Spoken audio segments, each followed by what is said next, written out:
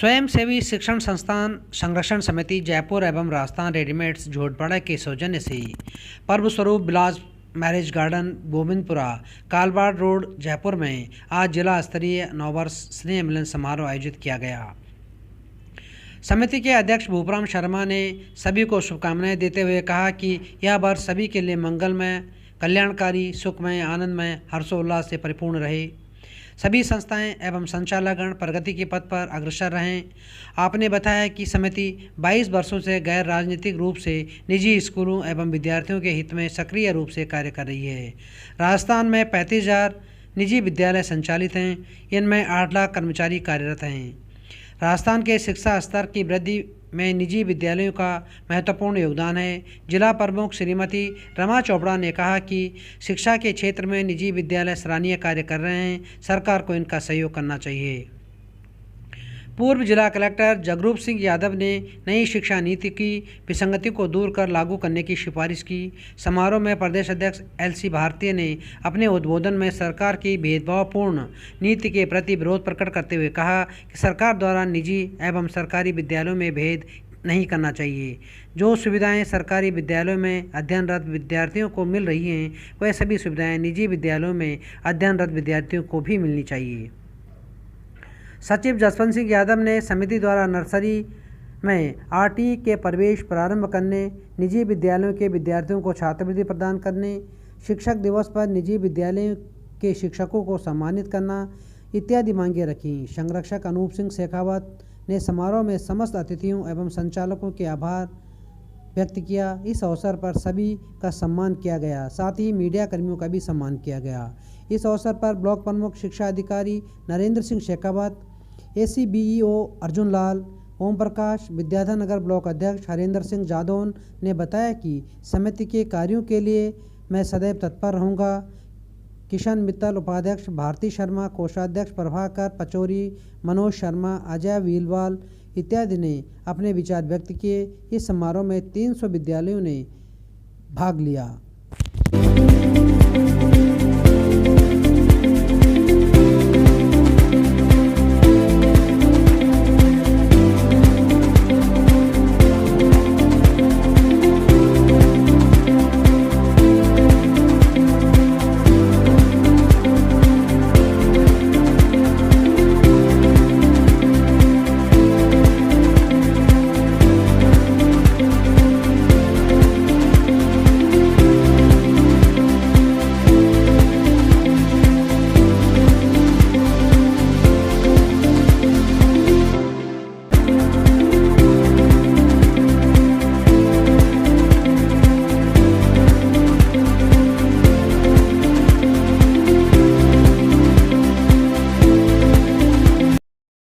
स्वयंसेवी शिक्षण संस्थान जो है बहुत बड़ा सामाजिक कार्य कर रहे हैं। शिक्षा जो आप देख सकते हैं कि भारत स्वतंत्र हुआ तो कुल 12% साक्षरता थी। तो साक्षरता का अंधेरा, निरक्षरता का जो अंधेरा दूर किया है और साक्षरता का जो प्रकाश फैला है, इसमें निजी शिक्षण संस्थानों का बहुत बड़ा योगदान है। इन्होंने राष्ट्र निर्माण में योगदान दिया है। सरकार के बूते ना तो प्राथमिक शिक्षा, ना स्कूली शिक्षा, ना ही उच्च शिक्षा मैं समझता हूं कि दी जा सकती थी। ये निजी शिक्षण संस्थानों ने व्यापक स्तर पे लोगों की मांग के अनुरूप शिक्षण संस्थान स्थापित किए और इससे इन्होंने लोगों को संस्कार दिए, समाज को सामाजिक सरोकारों को निभाया और बहुत ही समाज में एक उत्तरदायी पूर्ण कार्य किया है। इनकी जो मांगे हैं मैं उनका समर्थन करता हूं कि आज भी निजी शिक्षण संस्थान कोई खोलते हैं तो उसमें 100 तरह की जड़ताएं आती हैं। भूमि के संपरिवर्तन में समस्याएं आती हैं, मान्यतागत समस्याएं आती हैं, इंफ्रास्ट्रक्चर में समस्याएं आती हैं।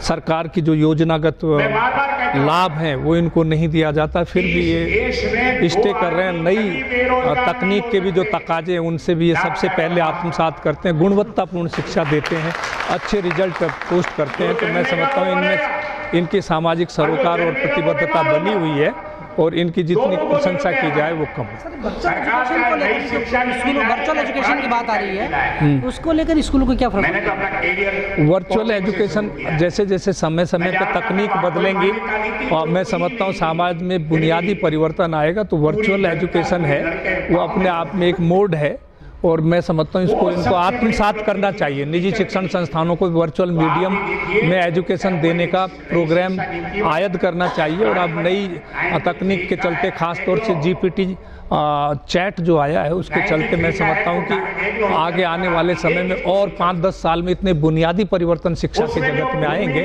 कि जिसको आप दृष्टिगोचर करेंगे। तो ये वर्चुअल एजुकेशन की जो चुनौतियां हैं इनको विरोध करने के बजाय निजी शिक्षण संस्थानों को इनको आत्मसात करना चाहिए। आप तो कलेक्टर हैं, नई शिक्षा पॉलिसी जो एप्लीकेबल होने वाली है उसका छोटे स्कूल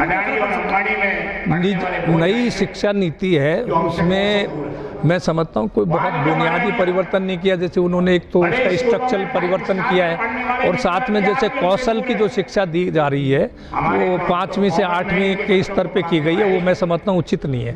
आज शिक्षा ने अपनी प्रासंगिकता खोई है। जो हम पढ़ा रहे हैं उससे हमें रोजगार नहीं मिलते और जिससे रोजगार मिलता वो हम पढ़ा नहीं रहे।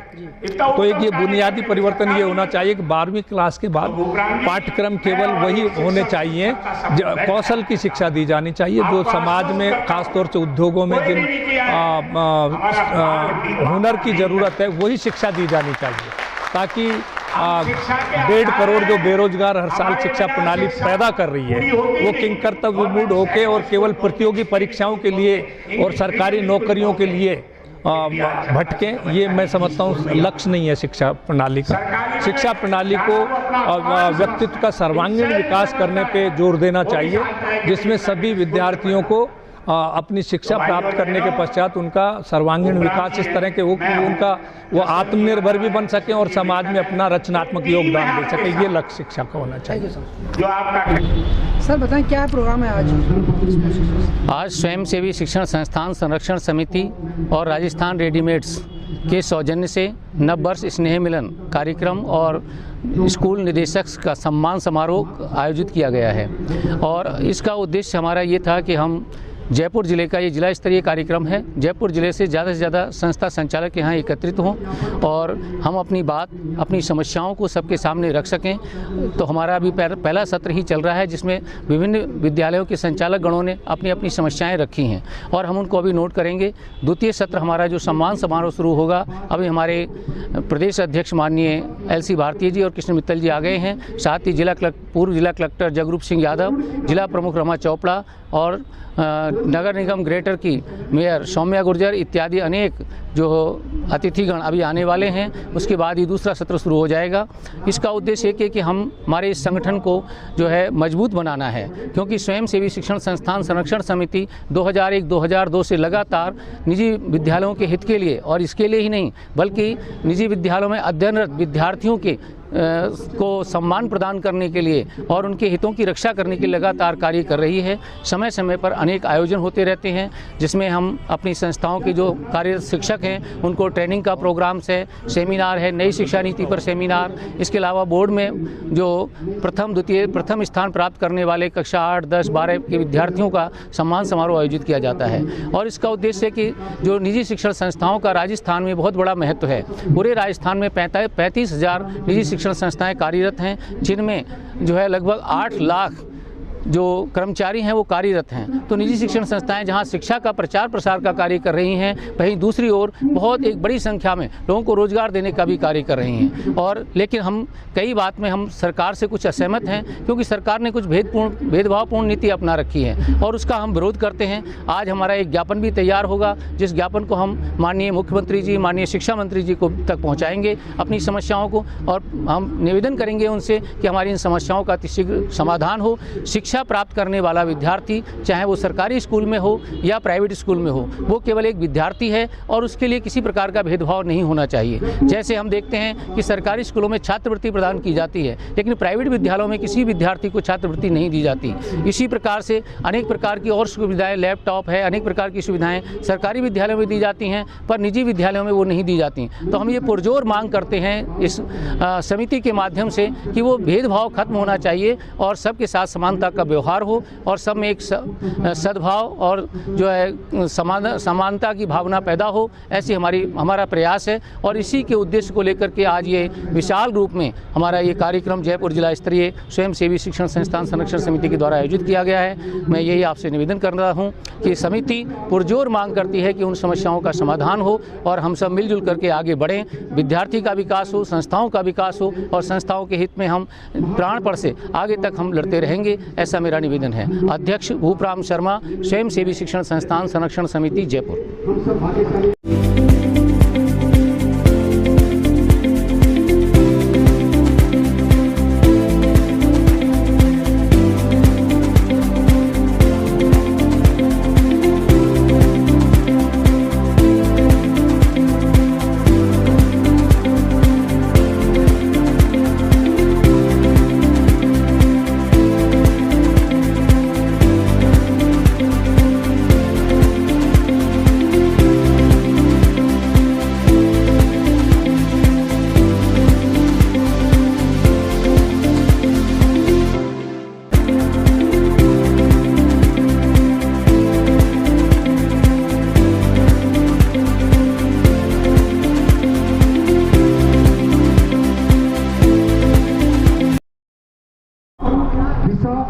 सर, ये वर्चुअल एजुकेशन को लेकर कोई बातचीत हो रही थी, ये क्या वर्चुअल एजुकेशन है, इसका स्कूलों पे क्या प्रभाव पड़ने वाला है? देखिए, वर्चुअल एजुकेशन को लेके ये नवाचार का एक आधार बताया जा रहा है। जो पीछे कोरोना में हमने देखा, एक्सपीरियंस किया कि जो बच्चे 8th में थे वो 10th में आए, या जो प्रेप में थे वो 2nd क्लास में आए, लेकिन हुआ क्या कि 2 साल के बाद हम उन्हें देख रहे हैं कि हमें उन्हें फिर से प्रेप की स्टडी करानी पड़ रही है।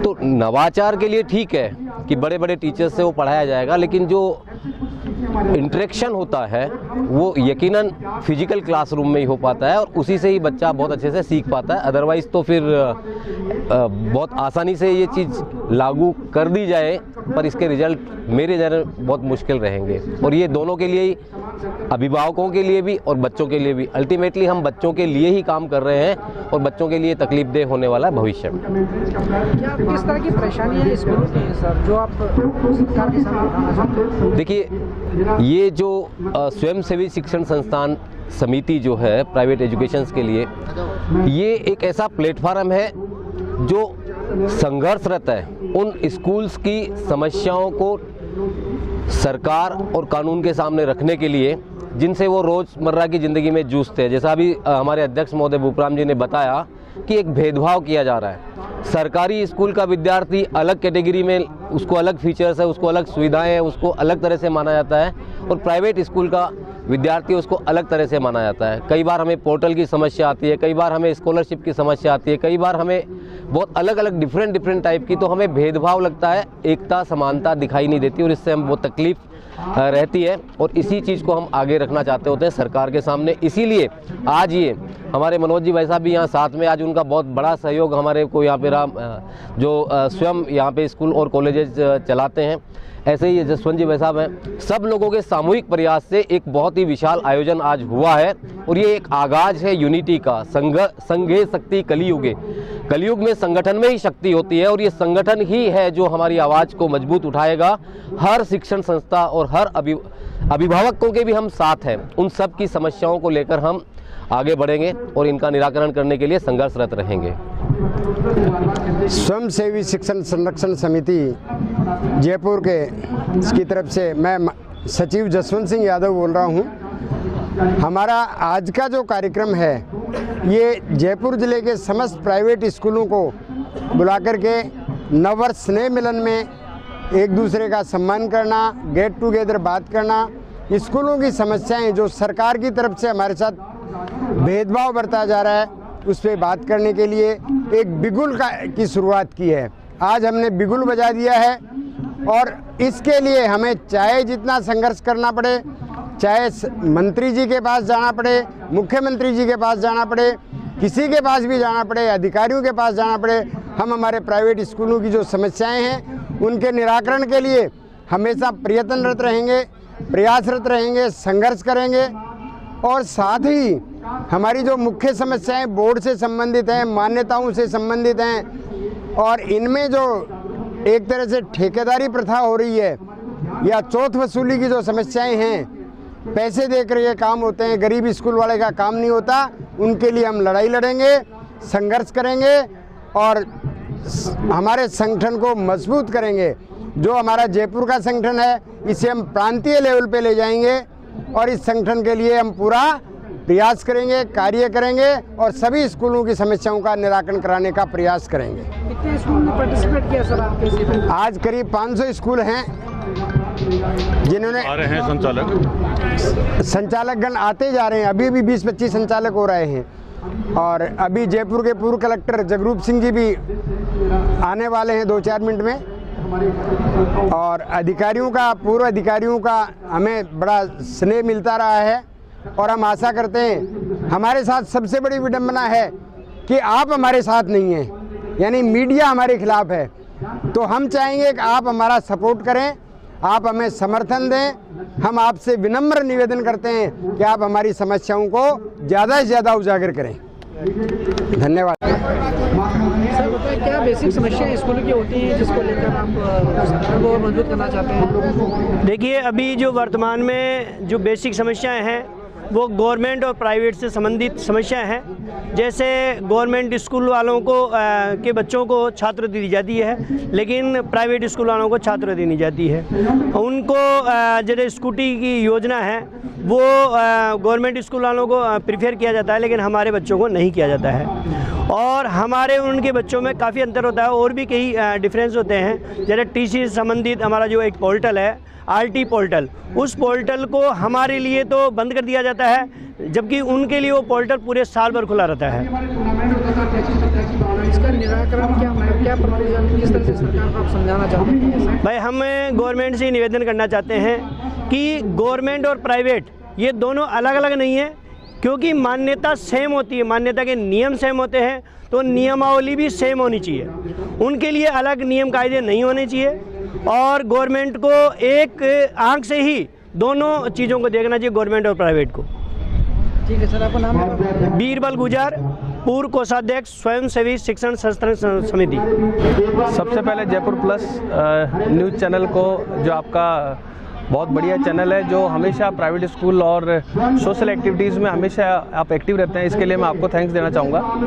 आज स्वयंसेवी शिक्षण संरक्षण समिति की जो तत्वाधान में कार्यक्रम का आयोजन हुआ है, जिसमें राजस्थान ड्रेसेज ने इस पूरे कार्यक्रम को होस्ट किया है और इस कार्यक्रम का उद्देश्य जो राजस्थान ड्रेसेज के माध्यम से जो कार्यक्रम कराया जा रहा है, इसका मूल उद्देश्य ये था कि सारे प्राइवेट स्कूल नववर्ष के अंदर आके मिलें, बातचीत करें और एक दूसरे से मिलना जुलना रहे, नववर्ष की शुभकामनाएं दें और आने वाले वर्ष में सभी का विकास हो, सब अच्छे से खुश रहें, ऐसा इनका मकसद था और उस मकसद के आधार पर ये कार्यक्रम किया गया। प्राइवेट स्कूल में बहुत सारी समस्याएं रहती है, लेकिन आज जो कार्यक्रम में प्राइवेट स्कूल की समस्याओं के साथ साथ सबसे मिलने जुलने का कार्यक्रम एक विशेष रहा, जिसमें राजस्थान ड्रेसेज ने जो व्यवस्थाएं की है ये बहुत ही काबिले तारीफ़ है। मैं राजस्थान ड्रेसेज को भी बहुत बहुत थैंक्स बोलना चाहूँगा कि उन्होंने इस व्यवस्था को बड़े सुचारू रूप से 3 दिन से आप लोग पूरी टीम के साथ लगे हुए हैं और आपने इतनी अच्छी व्यवस्था की कि सारे प्राइवेट स्कूल वाले जितने भी निजी संचालक आए हैं वो बहुत गदगद हैं कि आपने बहुत अच्छी व्यवस्था की। जितना इन्होंने बताया उससे भी ज़्यादा अच्छी व्यवस्था की।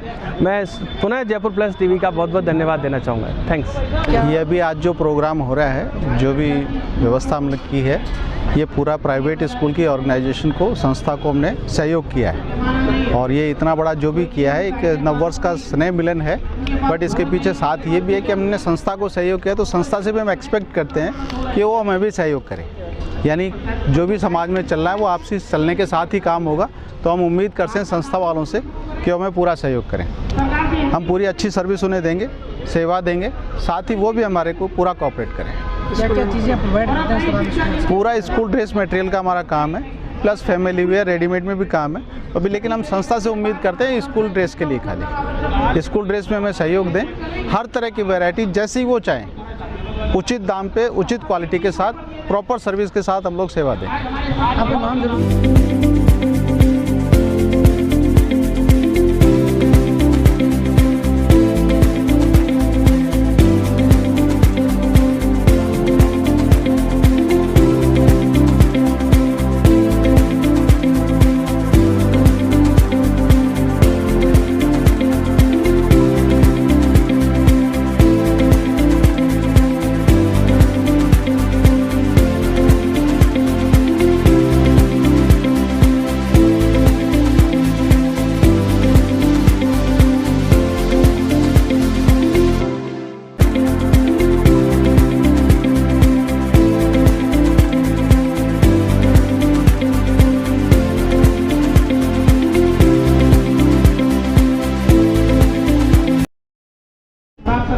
मुकेश अग्रवाल, राजस्थान रेडीमेड झोटवाड़ा, जो मेरा एक प्रतिष्ठान है, जो मेरा ड्रेस का काम है, और मैं इन संस्थाओं से जुड़ा हुआ हूँ।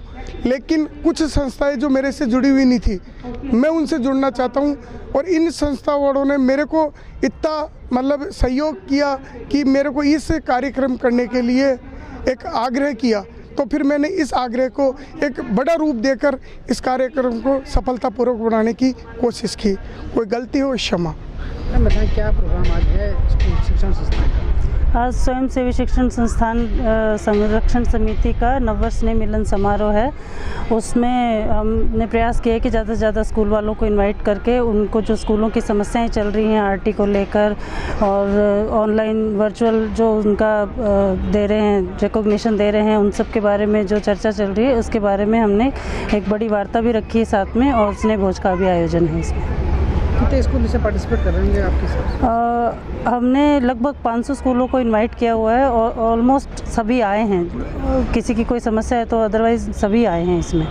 किस तरह की समस्याएं स्कूलों की हैं अभी? स्कूलों की समस्या मेन तो अभी जैसे कि एक मुख्य समस्या तो ये ऑनलाइन पे जो वर्चुअल ये इनको रिकॉग्नाइज कर रहे हैं, वो पैटर्न अभी समझ नहीं आ रहा। नई शिक्षा नीति जो चलाने वाले हैं 2023-24 के सेशन में, वो उन्हें समझ नहीं आ रहा है, और इसके बारे में सारी चर्चा हमने CBO से भी बुलाए हैं, सभी गेस्ट इनवाइट किए हैं ताकि इसके बारे में पूरी तरह से कार्यशाला का भी आयोजन किया ताकि सबको इसके बारे में जानकारी मिल सके। अभी जो नई शिक्षा पॉलिसी जो स्टार्ट होने वाली है उसको लेकर क्या मतलब किस तरह का विचार? अभी ये पूरा एक तरह से नया पैटर्न है जो लोगों को समझ ही नहीं आ रहा है, स्कूल डायरेक्टर्स को समझ नहीं आ रहा है कि इसको कैसे कंटिन्यू करना है। तो इसके बारे में पूरा एक बार पहले भी हमने कार्यशाला का आयोजन किया था, उसमें पूरी तरह से इसको समझाया था। तो इसके बारे में वर्चुअल एजुकेशन जो है, हाँ वर्चुअल एजुकेशन की जो बात हो रही है, वर्चुअल ऑनलाइन एफिलिएशन कर रहे हैं ये किसको एफिलिएशन दे रहे हैं? स्कूल्स को ऑनलाइन मान्यताएं दे रहे हैं, तो वो अभी समझ नहीं आ रहा उसके बारे में सबको। इसके स्कूलों पर क्या इफेक्ट पड़ेगा? वही जानकारी लेने के लिए हमने CBO से वो बुलाए हैं कि इसके बारे में हमें जानकारी दे, क्योंकि हमारे पास प्रॉपर नोटिफिकेशन नहीं है कि इसके क्या परिणाम होंगे, अच्छे होंगे या बुरे होंगे, ये हमें आइडिया नहीं है अभी तक। आज के कार्यक्रम के बारे में आप क्या कहेंगे? शिक्षण संस्थान का प्रयास कर आज स्वयं सेवी शिक्षण संस्थान संरक्षण समिति जयपुर द्वारा जो स्नेह मिलन और जो नववर्ष की स्नेह मिलन समारोह रखा, बहुत ही अच्छा रखा इन्होंने, क्योंकि ये संस्थान एक दूसरे से जुड़े हुए होते हैं और संगठित होकर अपना कार्य के अपने जो भी समस्या है उसका मुद्दा उठा सकते हैं। क्योंकि इनको भी कई दिक्कतें आती हैं, जैसे कई दिक्कतें आती हैं कि बच्चे का कई एक दूसरे की जगह बच्चा चला जाता है, TC नहीं मिल पाती, कई चीज़ों की समस्याएं होती हैं। जैसे कि सरकार से भी इनकी कई मांगें होती हैं। जैसे अभी इन्होंने सही मांग रखी कि अब छात्रवृत्ति की जो मांग रखी है, जो छात्रवृत्ति अगर सरकार की किसी भी परसेंटेज पे बच्चे को अगर वहाँ मिलती है तो इन संस्थाओं के बच्चों को भी मिलनी चाहिए, क्योंकि इससे इन संस्थाओं के अध्यापकों को भी मनोबल बढ़ेगा, आत्मविश्वास बच्चों में भी आएगा, और वो क्या बच्चे होते वही के होते हैं, इसमें कोई प्राइवेट कोई सरकारी नहीं होता, बच्चा सेम वही एक ही जगह से बच्चे आते हैं। तो इनके कई मुद्दे ऐसे हैं जो जायज़ हैं और होने भी चाहिए, जो सरकार को इनके माननी चाहिए। जैसे RT का इन्होंने अभी बात बताई, तो हम भी कोशिश करेंगे RT की 6 साल का बच्चा अगर फर्स्ट में डायरेक्ट एडमिशन होता है तो वो उसकी ग्रिपिंग नहीं हो पाती है हाथों की। 6 साल के जाते बच्चे को ABCD पूरा आना चाहिए, क्योंकि सिलेबस अलग हो जाता है। आज की जनरेशन को क्या सारी टेक्नोलॉजी आगे आ गई, बच्चे को आज 3 साल का बच्चा मोबाइल चला सकता है, सब कुछ कर सकता है, तो उसको उसी लेवल का उसको स्कूल मिलना चाहिए। क्योंकि अगर आप 6 साल के बच्चे को डालोगे, 6 साल को बच्चे को डालते ही उसका सीधा सिलेबस बड़ा हो जाएगा, तो उसके दिमाग पे जोर पड़ेगा। उसकी बजाय उसका जो ये सिस्टम बना हुआ है कि 3 साल के बच्चे का सिलेबस क्या हो, KG का क्या हो, प्रेप का क्या हो, फर्स्ट का, उस लेवल पे बच्चा चले, तो वो बहुत ही ज़रूरी है। और इन संस्थान को मैं बहुत बहुत शुभकामनाएं देती हूँ कि उन्होंने संगठित होकर एक ऐसा स्नेह मिलन समारोह रखा, उसमें हम बुलाया। मैं इनकी जो भी समस्याएं होंगी वो ज़रूर आगे तक अवगत कराने की पूरी कोशिश करूँगी, इनके हमेशा साथ में खड़े रहने की कोशिश करूँगी।